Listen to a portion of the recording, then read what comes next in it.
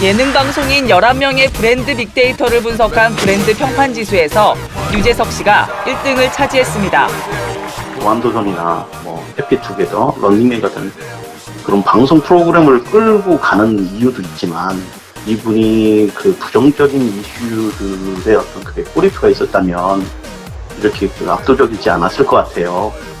브랜드 평판 지수란 소비자 행동 분석을 한 후 참여 가치, 소통 가치 등을 분류한 지표를 말합니다. 사실 유재석 씨의 평판은 정평이 나 있습니다. PD들이 가장 좋아하는 예능 MC로 꼽히기도 합니다. 과거 한 프로그램에서 유 씨는 무명 시절로 다시 돌아가도 절대 혼자만 잘 먹고 잘 살지 않겠다고 밝힌 바 있습니다. 2위는 야생리얼 버라이어티 프로그램을 통해 제2의 전성기를 보내고 있는 차태현 씨가 차지했고 10년 넘게 예능 프로그램에서 활약 중인 김구라 씨와 박명수 씨가 각각 3, 4위에 이름을 올렸습니다. 네, 한 연구소가 대중의 인기를 먹고 사는 예능 방송인의 브랜드 평판 조사를 한 건데 1위가 유재석 씨고요. 이거 좀 너무나 당연한 결과가 아닐까 싶을 정도로 1위였고 또 2위는 차태현 씨가 차지를 했네요. 네, 차태현 씨는 사이더스 때부터 10년간 넘게 일한 매니저와 함께 2012년에 블러썸 엔터테이블을 설립을 했어요. 그래서 이때 박보검 씨와 송중기 씨를 함께 데리고 갔는데요. 사실 차태현 씨가 윗사람보다 좀 아랫사람들을 더 챙기고 더 잘하는 스타일이라고 해요. 그래서 바로 한 번에 따라갔다고 합니다. 또 차태현 씨는 워낙 한결같은 배우로 좀 유명한데요. 13년간 알고 지낸 첫사랑과 바로 결혼을 했을 정도로 뭔가 한우물만 파는 스타일이고 또 내 사람이다 싶으면 또 간이고 쓸개고 다 떼어주는 스타일이라고 합니다. 또 특히 사람이 잘 나갈 때보다 좀 많이 이렇게 힘들 때 사람들을 많이 챙겨주기 때문에 주변에서도 칭찬이 자자하다고 합니다. 기분이 좋고 감사하죠. 힘들 때 챙겨줬다는 얘기를 하셨는데 이제 김준호 씨도 그런 케이스예요. 김준호 씨를 이제 차태현 씨가 이제 도박 혐의 때문에 굉장히 이미지가 많이 추락하고 힘들어했었잖아요. 1박 2일에서도 좀 적응을 잘 못했었는데 차태현 씨가 김준호 씨를 집으로 늘 이렇게 챙겨서 불러가지고 뭐 이렇게 밥도 해주고 뭐 그래가지고 좀 제기를 할 수 있었고 또 차태현 씨 아내분이 남편 도시락을 싸면서 김준호 씨 도시락도 같이 이렇게 싸주고 뭐 이랬다는 얘기는 도시락 2개를요? 네. 김준호 씨가 아직도 방송에서 그 얘기를 그때 너무 얼마나 감사했다. 고마웠겠어요. 네, 그런 얘기 잊지 자주 못할 도시락인 거죠. 네. 그렇죠. 자, 다음은요. 독설로 울기도 하고 또 독설로 인해서 웃기도 한 스타 김구라 씨가 3위입니다. 글쎄, 저는 이해가 좀 잘 안 가는데 찡그린 얼굴에 항상 그 공격적인 말투 그리고 돌직구 날리잖아요. 그게 이제 본인의 캐릭터로 자리를 잡은 것 같아요. 과거에는 연예인들한테 물어보면 기피 대상 1호 그러면 김구라 씨를 꼽았습니다만 최근에 그 기피 대상에서 사랑받는 관심을 집중적으로 받는 아마 연예인으로 탄생한 것 같습니다. 연예인들도 그렇고 제작진들도 요즘 김구라 씨 팬이 굉장히 많아지고 박수를 보는 사람이 많아요. 요즘 출연하는 프로그램만 봐도 여러 개잖아요. 최대 출연을 지금 하고 있고 굉장히 많은 수익도 짭짤하게 올리고 있는데 한 PD는 이렇게 정리를 했더라고요. 김구라 씨의 화살이 꽂히는 순간 그거는 오히려 거꾸로 김구라 씨의 애정이 시작된 것이다. 관심의 그의 표현이다. 관심의 표현의 색다른 방법이다. 이런 식으로 얘기하면서 요즘 김구라 씨가 자기만의 캐릭터를 갖고 새롭게 이제 예전과는 달리 다른 연예인들에게도 사랑받고 또 많은 애정과 관심을 표명해주는 그런 스타일로 바뀐 것 같아요. 큐피트의 화살인 거네요. 그러니까.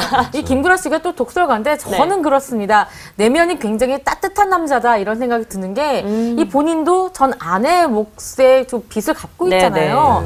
그리고 그 자신이 근데 그럼에도 불구하고 MC를 맡고 있는데 그 프로그램에서 이 형편이 어려운 학생들이 좀 많이 나오거든요.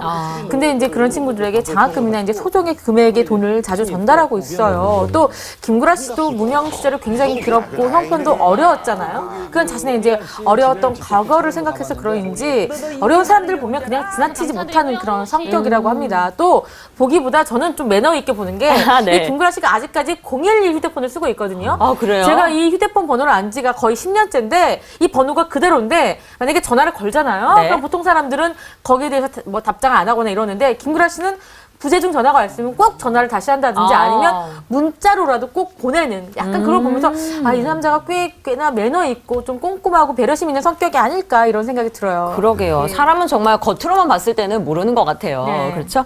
자, 이번에는 예능기관 관련된 조사 결과에서 이분이 빠지면 왠지 허전합니다. 박명수 씨 4위에 이름을 올렸어요. 박명수 씨가 4위입니다. 버럭, 호통. 사실 이런 캐릭터를 갖고 있는데 사실은 안에서는 기부도 많이 하고 어떤 최근에 이제 아르바이트 요원이 사고를 낸 적이 있습니다. 800만 원짜리 수리가 네. 드니까 본인이 다 물은 적이 있습니다. 그래서 도로 위의 성자가 아닌가라고 얘기를 했는데요. 같이 하는 무한도전에 이제 하하 씨 같은 경우가 5위를 했고요. 네. 그리고 이제 정준하 씨가 7위를 차지했습니다. 무한도전 식구들이 또 그렇게 나란히 1순위를 차지했네요. 6위는요, 원조 버럭 개그맨입니다. 네. 이경규 씨가 예. 사실 알고 보면 너무나 마음이 따뜻한 분이라고요. 네, 이경규 씨하고 이제 프로그램을 같이 했던 작가가 네. 겉으로 보면 조금 뭐 성격이 안 좋아 보이지만 실제로는 그렇지 않다 이렇게 얘기를 했는데요. 당시 작가가 막내였대요. 네. 묵묵히 이제 굳은 일을 좀 도맡아 하고 있었는데 이경규 씨가 딱 이렇게 다가오더니 막내 작가는 아이디어를 막 내. 그래서 막내인 거야. 그러니까 막 내면서 해봐. 이렇게 격려를 해줘가지고. 그 막내 작가 너무 힘이 났을 것 네, 같아요. 그때부터 이제 작가로서 좀 입이 이렇게 트이기가 시작하는 그런 계기였대요. 네. 또 하루는 이제 녹화가 조금 늦게 끝나가지고 이경규 씨가 집에 태워다 주겠다고 얘기를 했대요. 네. 그래서 이제 차에 태웠는데 집이 청량리인데 신촌쯤 가더니 문을 열고 내리라고 그랬대요. 야, 이 정도 태워줬으면은 됐으니까 이제 여기서부터 버스 타고 가. 그래가지고 또 이렇게 웃음을 자아내기도 했다고 합니다. 그러네요. 네. 이경규 씨는 이제 박경림 씨하고 같은 아파트에 살았는데 네. 이런 얘기를 했습니다. 박경림 씨를 봤는데 모른 척 했는데 예. 괜히 아는 척하면 또 말 걸까봐 귀찮아서 모른 척 했다. 이경규 씨 같은 발상인데 나중에 박경림 씨 얘기를 들어보니까 네. 딸 예림이를 시켜서 굴비도 갖다 주고 아주 따뜻한 마음을 가졌대요. 그리고 어느 날 아들하고 자식하고 이제 그 박경림 씨 밖에 나오고 있는데 용돈도 막 줄 정도로 상당히 자상한 성격을 갖고 있던 사람이라고 그럽니다. 예, 이경규 씨 또 반전적인 부분이 있는 게 한 예능 프로그램에서 이경규 씨가 한때 그 하얀 국물 라면이 데이트를 네네. 했잖아요. 그걸로 정말 이경규 씨가 엄청난 수익을 올렸습니다. 그래서 이제 후배 개그맨들이 이제 이경규 씨 보고 도대체 그 수입을 다 어디다 쓰느냐, 혹시 아내 몰래 엄청난 비자금을 좀 조성한 게 아니냐라고 네. 물어보니까 네. 말하지 마라. 굉장히 민감한 부분이다. 아내도 모른다 이렇게 얘기를 했는데 알고 봤더니요 이경규 네. 씨가 어디다 이 쓰신 거예요? 아동 있죠. 무려 아동들 3,600명에게 소외계층 아동들에게. 그렇죠. 라면에 담긴 그 라면 선물 세트를 전달을 했고요. 또 차근차근 정립을 해서 이 장학재단을 설립했다고 합니다. 그러니까 남 모르게 정말 아내조차 잘 모르게끔 선행을 하고 있었던 거죠. 10위에는요, 김병만 씨인데 워낙에 연예계에서 성실의 아이콘으로 유명해요. 맞습니다. 전 개인적으로 10위가 불만이에요. 김영만 씨 3위 안에 들어가야 됩니다. 사실은. 저희에게 성실함이라는 그런 명제를 던져줬고요. 불굴의 의지, 네. 불가능을 맞아요. 가능으로 만드는 모습들을 네. 보여주면서 사랑을 많이 받고 있는데요. 네. 특별한 점이 있어요. 왜냐면 개그맨 유담 씨, 절친이죠. 유담 씨도 얘기했지만 김병만 씨는 뜨기 전보다 뜨고 난 다음에 더 성실해지고 더 편안해졌어요. 그래서 그러고 싶지 한 번은 않은데. 같이 네. 북한산에 등산을 갔는데 그걸 김병만 씨 알아보고 구름처럼 사람이 몰려들었대요. 그 사람들 일일이 다 사진 찍어주고 다 사인해주고 불편한 기색 하나 없이 다 응대해주는 모습 보면서 본인도 놀랬다는 얘기를 한 적이 있고요. 결국은 김영만 씨가 2013년에 연예대상에서 대상을 받았습니다. 그날 재미있는 모습을 제가 봤어요.